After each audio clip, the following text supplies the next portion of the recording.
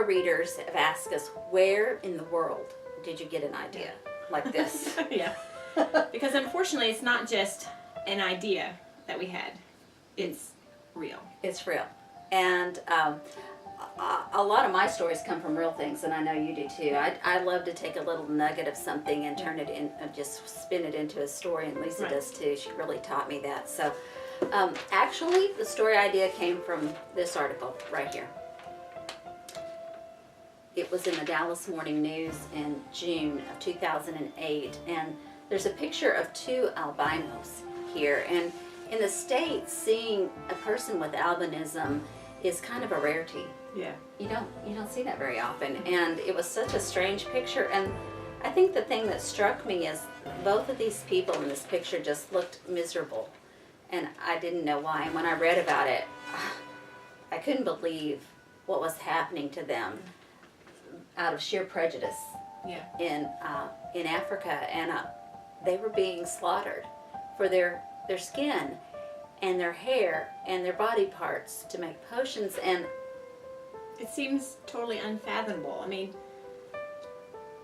you can't even understand that. Yeah. How people could be so cruel to another human being, and even worse, a lot of times it's children. Yes. I couldn't even imagine it. A child who has no control over this genetic mutation and that causes this lack of pigment in their skin, someone could be so cruel to them.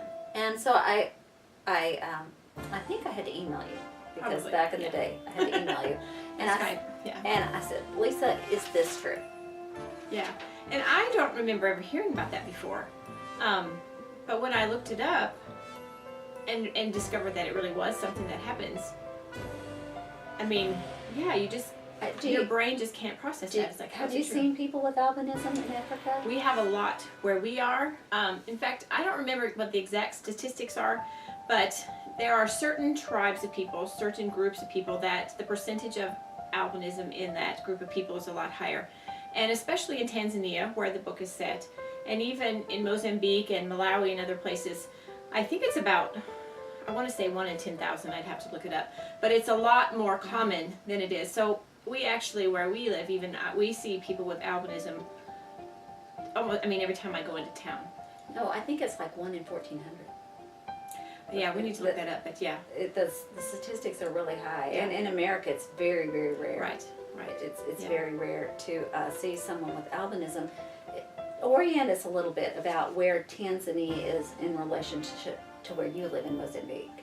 Well, we actually live in the country right below, but Mozambique is a very long country that is along the coastline, and Tanzania is right above us in East Africa. So if I was going to drive from your house to Tanzania, it would take about 3 days, but that's on the roads.